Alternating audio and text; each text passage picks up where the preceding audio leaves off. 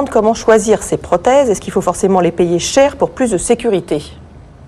Écoutez, il faut qu'elles aient un marquage chez eux. On a une réglementation. Donc après, je veux dire, même dans les hôpitaux, même dans les centres anticancéreux, ils font des marchés, et puis c'est le moins 10 ans, le plus 10 ans, en fonction de certaines qualités ou certaines particularités. Donc c'est pas obligatoirement, je pense, le plus cher qui est le meilleur. Mais est-ce que les chirurgiens, quand on va voir un chirurgien il faut que ce soit dans un cadre. Pour se faire poser des prothèses, est-ce qu'il vous laisse le choix? Est-ce qu'il vous dit, c'est le chirurgien qui choisit?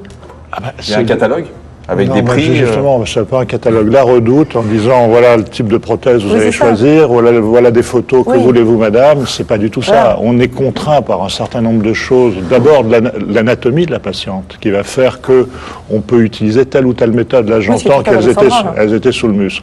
C'est un débat qui est extrêmement la première fois sous la peau, qui est extrêmement complexe. Moi, effectivement, je préfère le plus souvent la mettre sous le muscle. Il ne faudrait pas qu'on pense que toutes les femmes doivent avoir sous le muscle. Mettre sous la glande, parfois a une utilité, mais la durabilité, la qualité esthétique du résultat va être moins longue, par exemple. Donc, il y a beaucoup de facteurs, mais il faut l'expliquer aux femmes. Mais par exemple, parce que là, c'est assez intéressant, si vous pouviez juste les manipuler, la caméra derrière, qu'on comprenne qu'elles sont de consistance très différente. Là, c'est quoi? C'est vous qui choisissez en fonction de quoi? Alors, d'abord, il y a des écoles de chirurgie plastique, et puis il y a des convictions, mais c'est vrai que les études très longues, en fonction d'un type de prothèse, c'est très difficile à faire, parce qu'il faut 10-15 ans pour savoir la qualité d'une prothèse réellement, et que le nombre de types de prothèses, les labos, tous les 2 ans, nous en font des nouvelles. Alors actuellement, par exemple, ça, c'est une prothèse avec un gel hyper cohésif. Oui.